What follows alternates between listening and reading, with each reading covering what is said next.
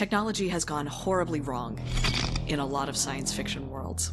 There are futures where robots try to destroy all humans, ones where machines keep us alive to use as meat batteries, and there are stories where our lives are completely taken over by what we see on screens. And then there's Star Trek.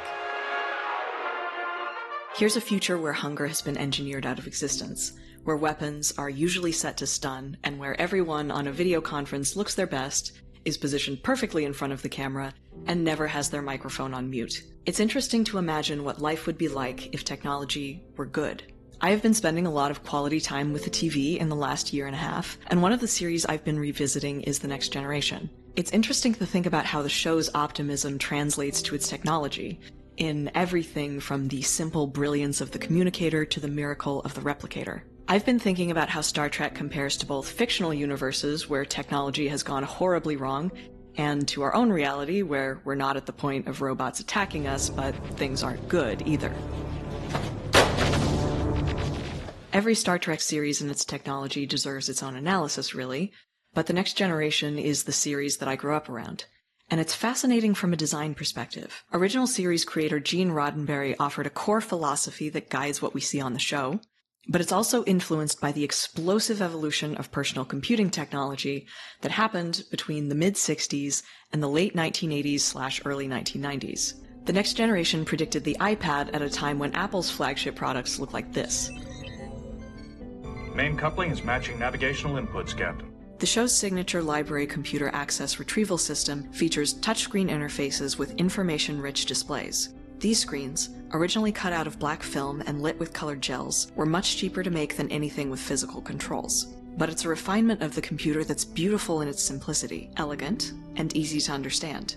According to lead designer and art supervisor Mike Okuda, I came up with the LCARS style in part because of Gene Roddenberry's directive that he wanted his new Enterprise to be so advanced that it looked simple and clean.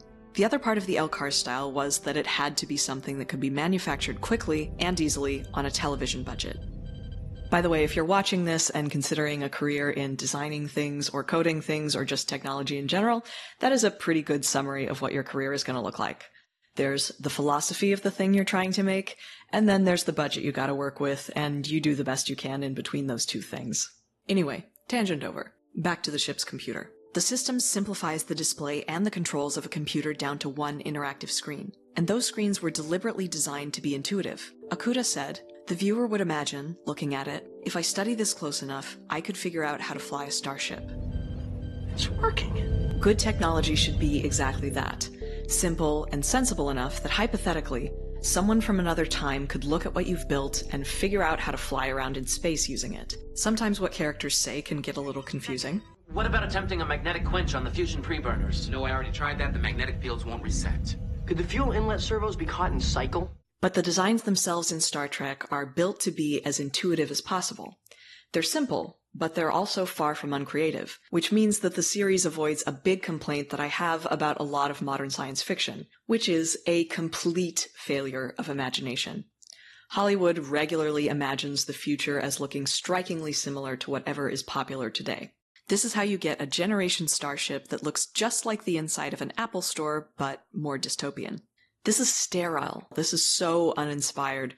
This looks like no one even attempted a mood board or thought about what kind of conditions humans are actually comfortable in. I don't know if you saw Voyagers, not a lot of people did, and I can't say I recommend the movie, but a major plot point is that the young colonists on the ship lose their entire minds, and of course they do because they have to spend their whole existences inside the Apple store from hell.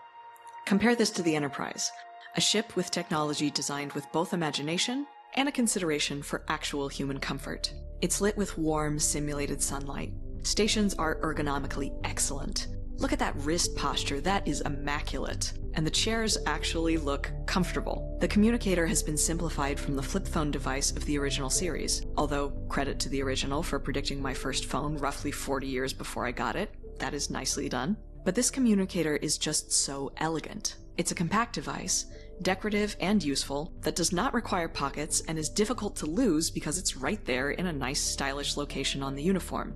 The gesture you make to use it is so much more intuitive than the many intricate little things that I have to do in order to use my phone. And this phone is starting to get a little dystopian on me.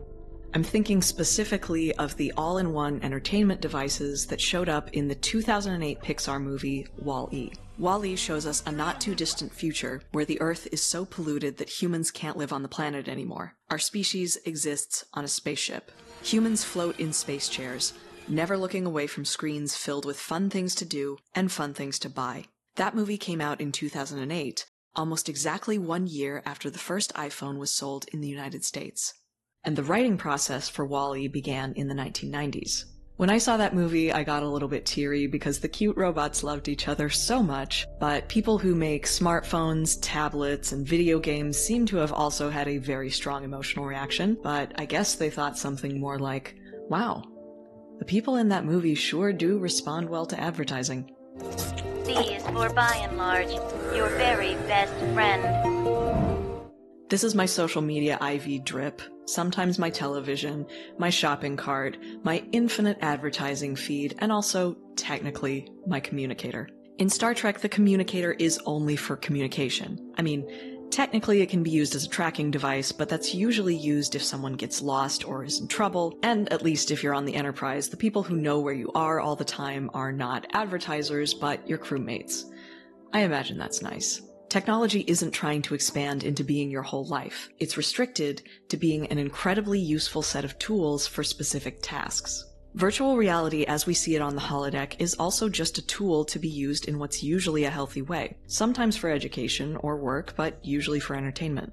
Star Trek does not get all Protestant work ethic about the need to relax. It's normal and natural in this universe to want some downtime. Having an unhealthy relationship with the holodeck is still a problem that becomes a plot point.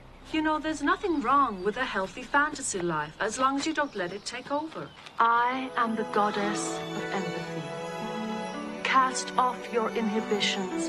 But it's not nearly as much of a huge social problem in this universe as it is in many other fictional worlds that have immersive virtual reality. In worlds where virtual reality becomes addictive or overrides the real world, it's usually because reality is garbage. This is the world as it exists today. In Star Trek, excessive escapism is a problem on an individual scale or the plot of an episode, but it's not an ongoing society-wide epidemic, because there's just not as much to escape from here. When I talked about the idea of the holodeck with my mom when I was a kid, I thought, would anyone get anything done, ever, if they could just live their whole lives on the holodeck? But now I think that a lot of the factors that drive people to look for an escape are unmet needs. Unfulfilling jobs, loneliness, feeling like you don't have a sense of purpose in life, needs that the United Federation of Planets is working very hard to meet for its people. That's not to say life in Star Trek is perfect. There is still war, there is still tragedy, there's still conflicts that need to be resolved. This is not an optimism that promises a perfect life for everyone all of the time. This is a vision of a world where we are making progress. There are so many inventions from Star Trek that I would love to have. But if I were granted one wish, I would have to ask, as much as I want a holodeck, for replicators. Because that, to me, is the best example of technology for good. No one needs to go hungry because food is just created. If you need medicine, you have it. And that's the real technological miracle, to me, making a machine that combats human suffering. While I was editing this video, I learned that scientists came one step closer to building a replicator this year. I'm not a physicist, so I won't try to explain the whole thing. Link will be in the description if you're curious. But researchers made a simulation that shows it's theoretically possible to create matter from light, given a strong enough gamma ray. So that's cool. We can learn more from Star Trek than flip phones and iPads. We can learn how to get a little closer to utopia. Tech in this universe helps people live their lives, accomplish the work that they want to do, and explore the galaxy. The next generation shows us what life would be like if our devices didn't distract us endlessly and try to convince us to buy more things. What kind of a future we might see if we weren't using technology to numb ourselves from the pain of a world we've given up on fixing. This is what it looks like when technology and society work together to be good.